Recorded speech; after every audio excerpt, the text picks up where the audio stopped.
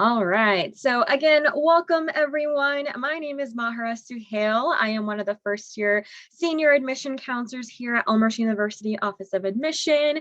Just to give you a little bit background about myself, I went to Downers Grove South High School. And then I also, after graduating from there, attended College of DuPage during undergrad.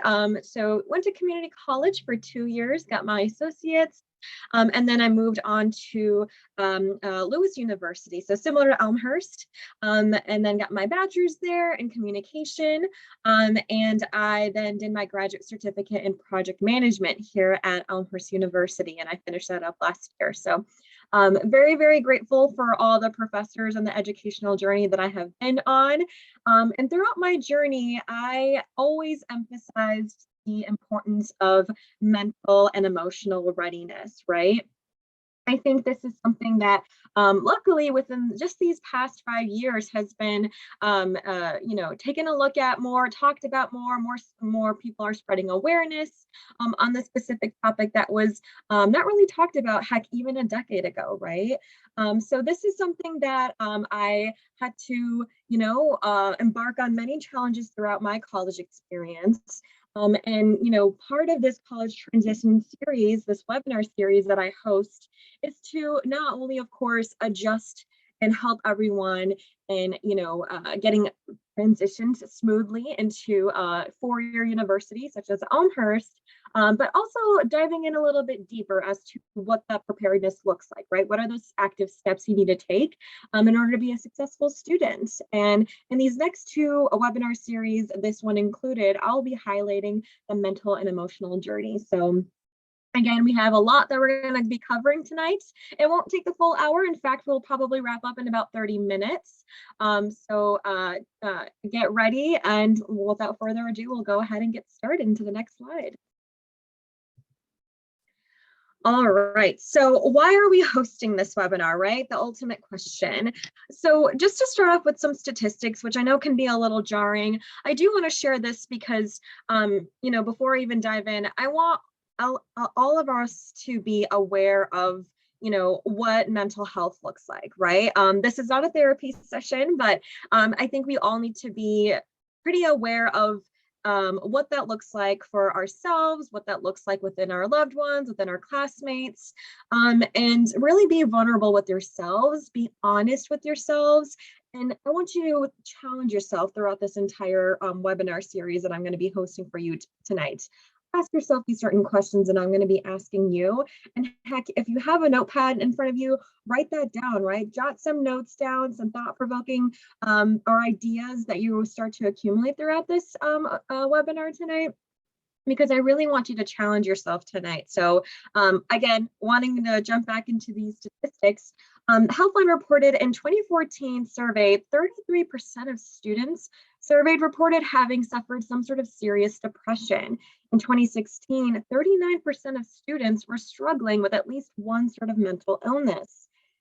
Folks, anxiety and depression is real, right? It's not something that is just pushed under the rug or it's made up. Doctors and scientists have proved that this is a thing. I have a lot of loved ones who struggle with this, and here we're going to be talking about how to kind of combat that and how to manage that in our transition period into Elmhurst, right? Into college. And there's a lot of resources to start off that we have here at Elmhurst University to help providers, students, gain access to resources, counseling session. In fact, we offer all students 15 free counseling sessions to take advantage of. We have, licensed psychiatrists and counselors here at Elmhurst University to help really make sure that our students are feeling well, not only physically, but also mentally, right? But that's not today's focus. Today's focus is primarily taking a look at what sort of bad habits or numbing patterns that we have accumulated and, really been accustomed to that we need to break now before we enter the four-year university, right? Okay. Moving forward. So when it comes to expectations, I want you to ask yourself, imagine yourself right now.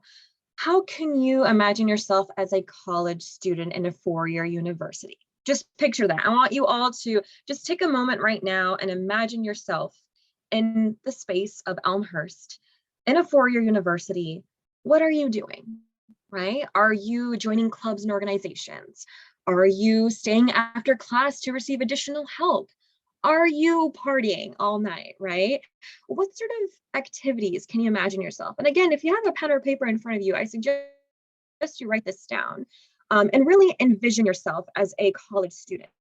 Are you going to be successful? Are you going to be social? Are you going to be hardworking? Or all of the above, right? Really envision yourself doing so, and what do you think your life is going to look like, right? So for the next 4 years, or for the transfer folks, 2 years, what does that look like for you, right? And where do we collect this information to help construct our expectations? So I always tell my students to really make them really spend time and effort in creating a vision board. So that's exactly what you see on the slide right now. This is what you call a vision board. I know a lot of you are already familiar with this. This one specifically stood out to me when I was actually researching for some inspiring ones, because a lot of the adjectives on here really relate to not only myself, but my coworkers and a lot of the students here at Elmhurst University, right? We need to build this vision board, and you don't have to, but I highly recommend you do so. So some of the words on here, we see equity, communication. There's no such thing as over communicating, right? It is essential for students to communicate. By students, I'm referring to you all in this webinar, to communicate what your concerns are, communicate what your questions are.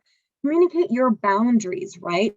How much can you take on? If you're not in the right mental health headspace because you have a huge exam coming up and you have a friend who's coming to you to receive some sort of advice or help, do you really want to prioritize that before your classes? Or can you say, you know what, I would love to help you out. However, I need to spend at least 1 hour studying for my test that I have coming up, and then I can give you at least an hour of my time afterwards, right? Communicating that is essential, because not only are you setting yourself that boundary, making it clear in your head, but also making it clear as to what your motives are around the people around you, such as your professors, your coworkers, your classmates, your parents, right? It is incredibly essential to communicate. Really big, dream big, right? Big ideas is where a lot of students are able to land on a lot of their goals and accomplish those. Strong and resilient. We're going to be talking a lot about that, right? Community in action. For me, I know community is huge, and within going to COD and Lewis and Elmhurst, I wanted to make sure that I was involved, right? I was involved in as many clubs and activities as much as I could handle, right? And got involved because I love meeting people. I love building connections. I love networking. So if that's something that also, you can also agree with that, make sure you have that in the back of your mind and actually follow through, right? So create yourself this lovely vision board and actually try to, achieve these specific adjectives and goals that you have in mind. I want you to challenge yourself to dig deeper, right? Take positive notes from your loved ones. So for example, a lot of people, such as your friends, your family, your best friends, your professors, will provide you with a lot of motivation and a lot of advice. It doesn't mean you have to take every single one of them, but it's nice to keep them in the back of your mind and see where they can help you and where you can apply that. Okay, moving on. So as we mentioned, right, we have this lovely book that I wanted to highlight, which also is in the name of this webinar series, the specific episode, The Subtle Art of Not Giving a Flamingo, right? So I actually put my little twist on that to make it PG. I know we are all adults here, which is why I am sharing this specific text with you all. So this is a really quick read. This is The Subtle Art of Not Giving a Flamingo by Mark Manson. So this is one of New York Times bestseller, and it's essentially a self-help book that doesn't sugarcoat it, right? So if you're into, dark humor, or, like to cut straight to the chase and don't like things sugar-coated, this is your book, right? You're going to love this. One of the reviews on this is, this book hits you like a much needed slap in the face from your best friend. It's hilarious, vulgar, and immensely thought-provoking. Only read it if you're willing to set aside all excuses and take an active role in life and living a life that's much better, right? So and here it was really incredibly eye-opening for me because I do tend to be someone who likes to sugarcoat things. I like to and to the best of my possibility really extend and communicate to fellow students or people or anyone really for that matter and then in the nicest and most gentle way. But sometimes, when it comes to that, you're not being assertive, right? You want to learn to advocate for yourself, be assertive, and be vulnerable with yourself, right? So this book does a really great job of highlighting how to get out of that funk and really be honest with yourself, even if it means getting uncomfortable for a little bit, because it's only going to challenge yourself, right? And that's exactly what we're going to be talking about within this series and this episode and the next episode, right? So moving along. And I will be reading a couple excerpts from this book. We're not going to be doing that today, but we'll definitely do it in the next episode because, it gives a lot of great life lessons and highlights what sort of dilemmas people face in terms of self-love or not being good enough, having that imposter syndrome, right?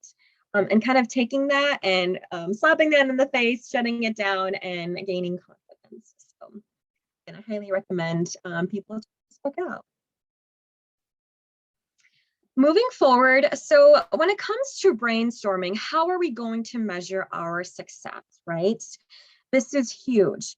The biggest thing I want to talk about is making sure that we don't compare, right? And I will highlight that in a little bit in our second bullet point. But firstly, how do we measure if things are going well in life, right? So I want you all to kind of think about, how do you measure your own successes? Or in the past year, what did you do to measure that success, right?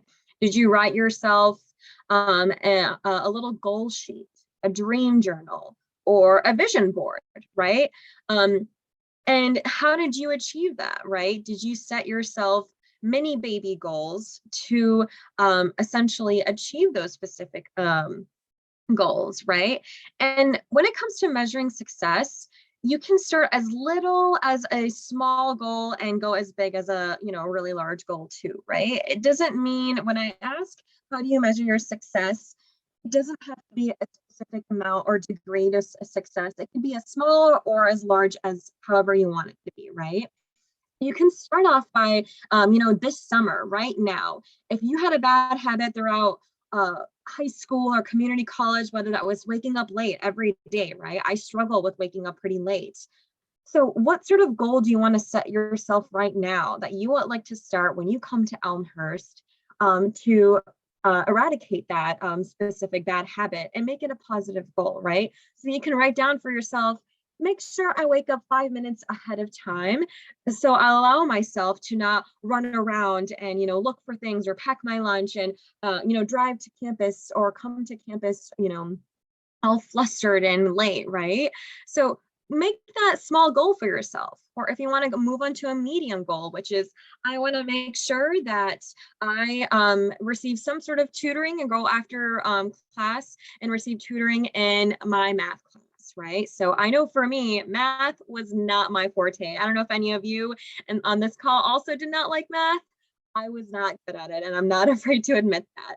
But knowing that weakness of mine, I still went to the tutoring center, right? I can't tell you how many visits I made over there, and how many hours I devoted to the math tutoring center.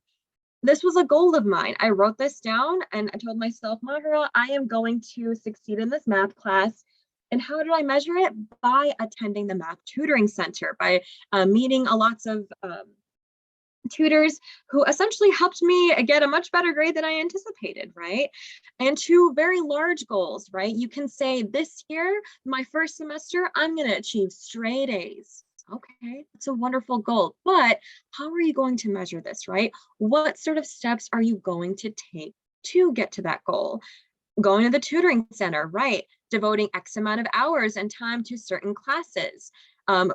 going into meeting your professors for office hours to receive additional help, right? So set yourself these goals now during the summer, and start practicing this, right? Obviously, the academic ones are a little bit different, but certain habits, such as if you're scrolling through social media too much, right? If you're watching too much TV, or you're spending way too much time hanging out and not enough time prioritizing your specific goals, such as whether that's doing chores around the house or paying certain bills, right? I want you to think about that stuff and start practicing that now during the summer so it becomes a healthy habit so you can continue strong in the school year, right? Next bullet point, what forms of feedback are we listening to? So social media, I know all of us can probably attest to this, that we spend, our time on social media, whether that's on Instagram, Twitter, Reddit, all these resources can be very beneficial to us, but also be numbing. They can also really steer us off the course and really, dig into that unhealthy habit that we have. So you want to make sure you're setting yourself a good amount of time, and maybe that means, setting yourself a timeout time on Instagram or Twitter, right? Only allowing yourself a certain amount of time to scroll through these specific social media outlets, right? In addition, opinions of others matter. Yes, but I also want you to realize that comparison is a thief of joy, right? So I'm going to repeat that again.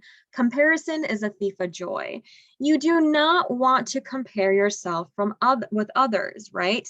Yes, having an opinion of a loved one or a friend or an uncle or aunt is important, but it's really up to you as to how you want that to marinate in your mind and how you want that to affect you, right?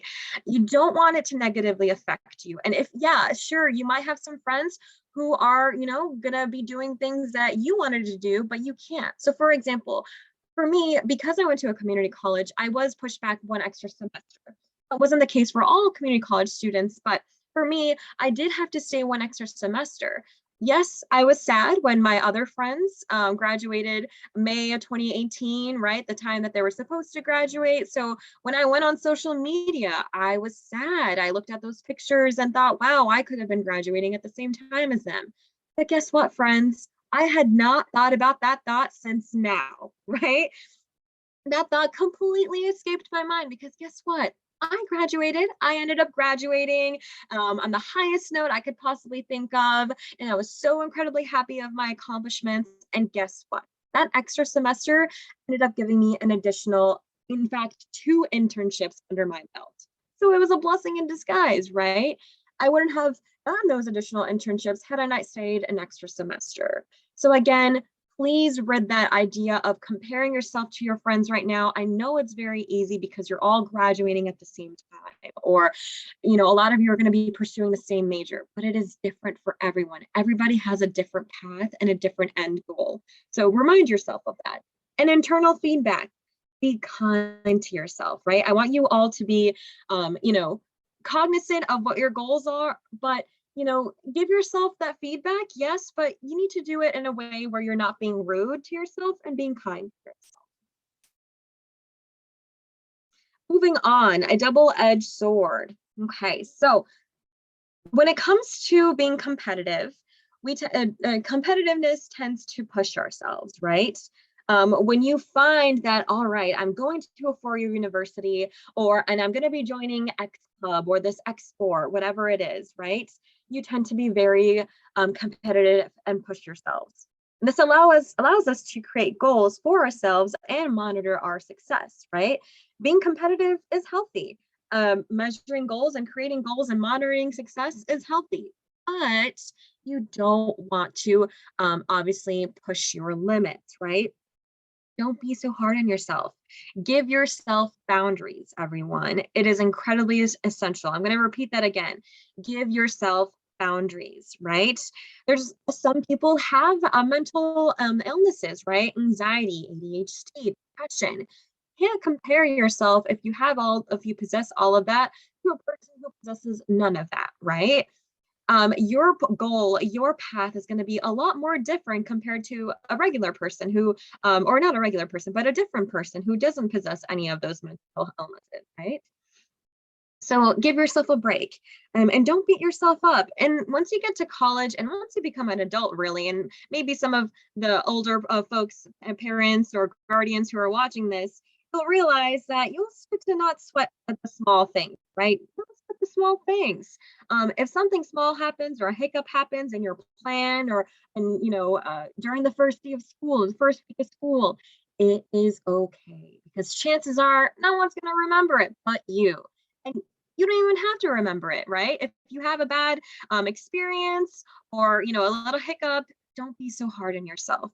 Hey, that's part of the process. Failure and mistakes are highly encouraged. I know I sound a little whack saying that, but trust me, it's going to help you in the long run. Failure and mistakes are going to help you exponentially because not only will you realize what your strengths and weaknesses are, but you will actually start to apply your strengths and then succeed, right? You're never going to know if you never try. You have to take those risks. And in order to take those risks, you have to get out of your comfort zone. Because guess what? Comfort is the biggest enemy of progress. If you're going to prevent yourself from progressing in any area, whether that's academics and social, whatever the area is you're wanting to improve in, guess what? You have to get out of your comfort zone. You have to take that risk. And you don't have to do it alone, right? You have so much support here on campus, from counselors to coworkers to your fellow peers, classmates, professors. We are all on the same success boat as you are, right? We're here to support you every step of the way. So don't ever think you're doing this alone. Again, this last bullet point, like I mentioned, unhealthy measures can leave us ridden with anxiety and struggling self-worth and can foster negative self-talk, which is not good for your mental health, right?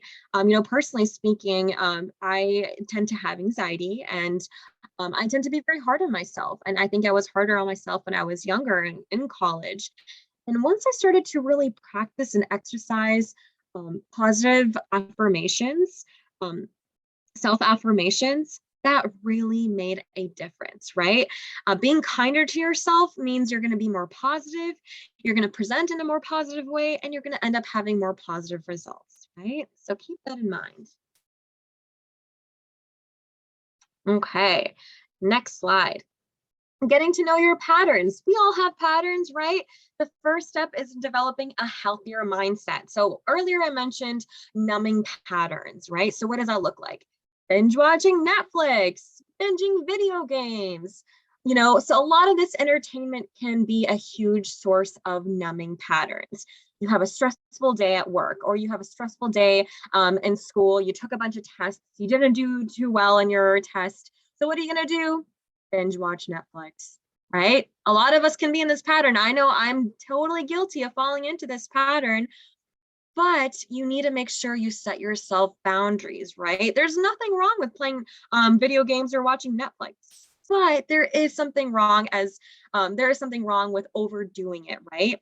If you're overworking yourself, that's not healthy. And if you're overworking your numbing mind, meaning you're spending way too much time on leisure time, that's also unhealthy for you, right? So dedicate yourself goals and say, I'm going to watch 2 episodes of Parks and Rec, right? That's going to be enough. That's 1 hour of my day where I can just relax and, I can proceed with the rest of my tasks, right?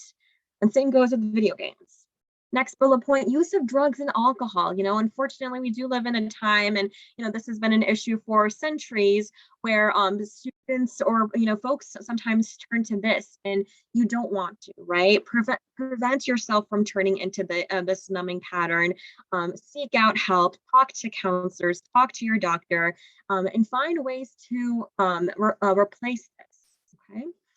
Getting too much sleep and relaxation, like I talked about. If you're sleeping for 15 hours a day and relaxing too much because you only have 1 class on Mondays and Wednesdays, it's going to only do you a disservice, right? Exercise your mind, go out for a walk, spend more time, challenging yourself. So this is a numbing pattern that if you find yourself any of these bullet points appealing to you, write it down, and underneath that, talk about how you're going to better manage it or get rid of it, right?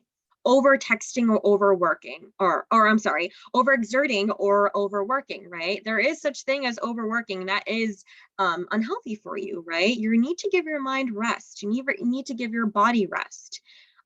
Mental patterns can also occur, such as comparing, like I mentioned. Please avoid doing that because it's only going to be a disservice to you. A lot of people scroll. I know we have a handful of folks who love to use TikTok and use that as a numbing pattern to just, unplug from the world and just spend more time there. Negative self-talk, right? So these are some numbing patterns. I know I certainly have some relatable ones on this list right now that I know I can better manage. And I am actually in the process of managing that better by writing down what I'm going to use to, or how I'm going to manage that in order to successfully, balance that within my life. Okay. All right, moving on. College factors that may affect your pattern. So, folks, we are almost done. So, again, if any other questions come up, please enter those in the chat box. To be aware of: extra free time, no supervision, and less systems of accountability. So, a lot of folks who are coming to Elmhurst, obviously, you're not going to be under 24/7 supervision, right? You're not going to have to raise your hand and say, hey, can I please use a bathroom? No, you can just walk out of the class and use a bathroom at your own time. So there's not a lot of supervision there. And you're going to have a lot of free time too.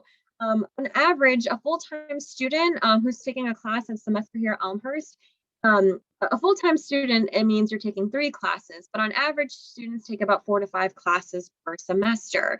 Now, this means it's going to be broken down per day, right? So you're not going to be taking the same 4 classes every single day. No, it's going to be spaced out throughout the semester. So say you're taking an English class, you'll take that every Monday or Wednesday, and then you take a math class every Tuesdays and Thursdays, okay? A lot of time, people would have class only once or twice a day and have so much time in between. But in that time, in the extra free time, be aware of how you want to utilize that, right? What are you going to do in that meantime? Are you going to join extracurricular activities? You have a job that you want to commit to. You have loved ones that you need to tend to, right? How are you going to use that time? So right now, I know a lot of you have already set your advising date, hopefully. And if you haven't, please do so as soon as possible. Advising dates will be starting as early as June 2nd, and I don't want anyone to fall behind. So again, your advising date is when you will meet your academic advisor and you will sign up and register for all your fall courses, okay? So you're gonna sign up for classes, and in that time, when you build your schedule, you will know all the empty spaces you have throughout the day. So this summer, I want you guys to fill in those empty spaces, right? Things that you can be doing in that empty time, whether that's having a job, doing extracurricular activities, being a tutor for someone, dog walking, right? What are you going to do to spend that time in between in those months? Having no supervision, yes, you are going to have a lot of liberty, but you want to make sure you're being responsible, right? Being a college student, just because you're not going to have 24/7 supervision, you still have security and professors and adults that you need to make sure that you are being respectful to, and being respectful to the campus and our mission and what we stand for. So you want to make sure you keep that in mind. Less systems of accountability, right? For any folks who are going to be living on campus, you're not going to be having mom and dad calling you every 2 seconds saying, take out the trash, make sure you do your laundry. Nope, they're going to hand you the laundry detergent and you're going to do the laundry all by yourself. So you want to make sure that you are doing laundry at an appropriate time, not during the middle of class, right? You want to make sure you are finding days within the week to do all of that stuff. You're not going to have a mom and dad or a guardian or an older sibling telling you what to do. You really have to be the and just making sure that you are managing and time managing everything. That is crucial, right?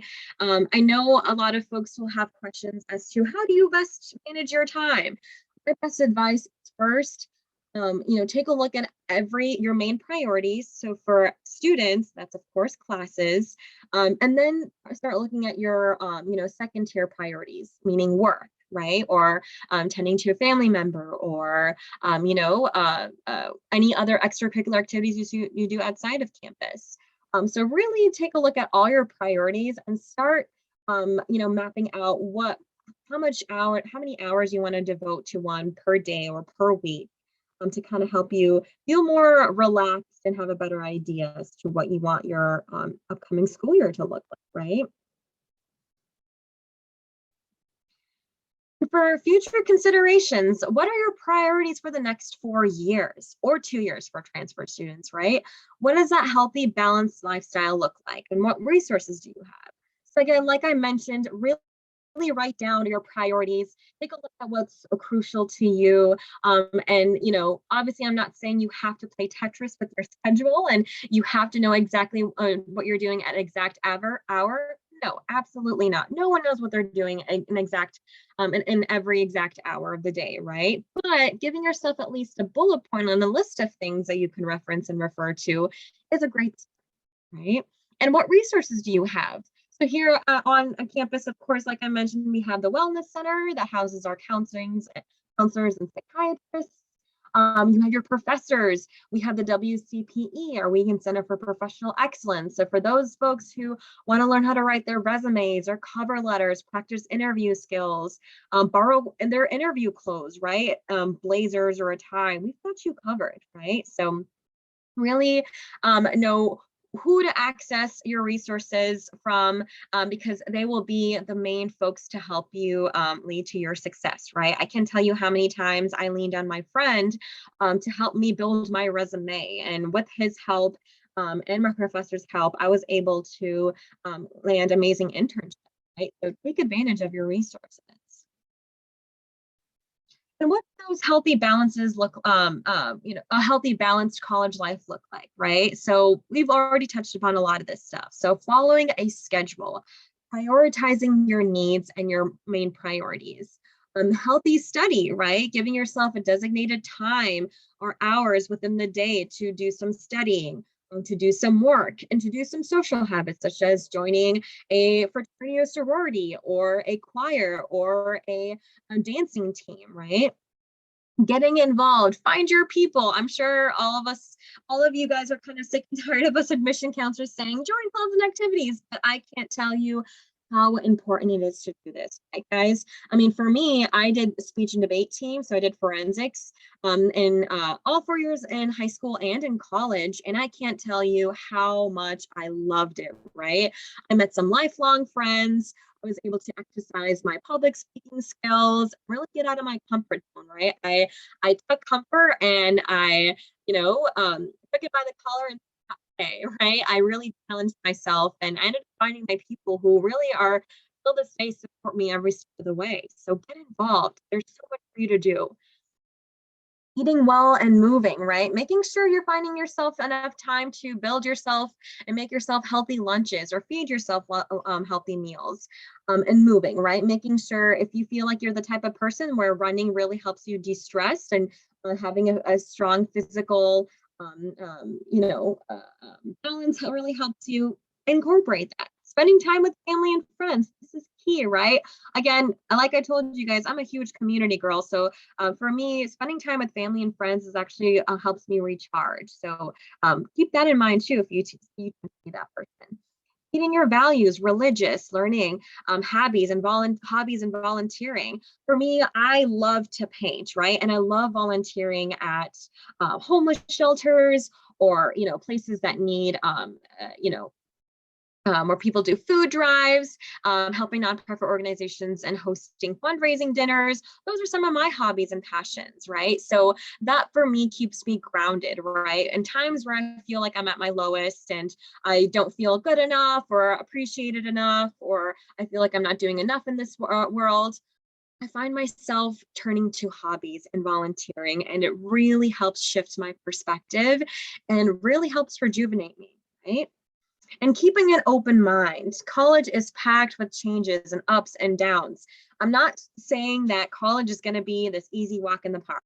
Absolutely not, right? There's going to be some moments where you're going to feel like you failed or you're going to feel like you didn't do good enough. But guess what?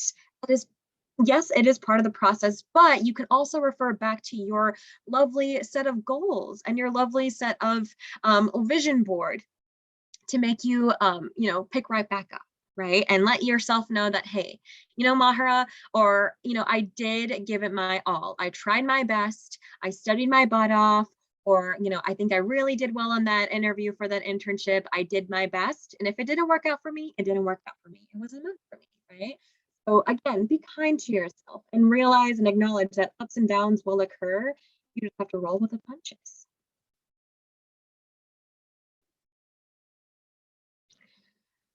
And again, are you up for the challenge? So like I said, I really challenge yourself to think about what you're going to do to be successful and what patterns that we talked about within those bullet points, whether that's social media, a binge watching Netflix, XYZ, what patterns might be susceptible to you?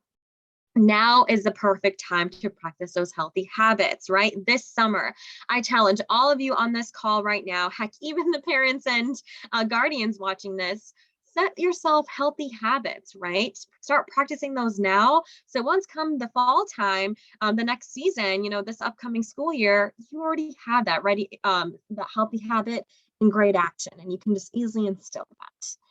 Again, like I told you all, we do have a part 2 to this series, and it's going to be on next Wednesday, May 25th at 6 o'clock. Once again, I'd be happy to send you guys a link in the chat box if you're interested in joining on the part 2, where I'll be diving a little bit more into that. I'd love to see you all there. So at this time, I would love for you all to ask any questions. Again, here is my information. If you need to give me a call or an email or a text and expand a little bit more. And if you have any questions about today's webinar, take a picture of this slide if you need. I'm happy to expand a little bit more. I love talking about emotional and mental readiness for anything in life. So feel free to contact me here, but at this time, I'm going to stop the record button and answer your guys' questions.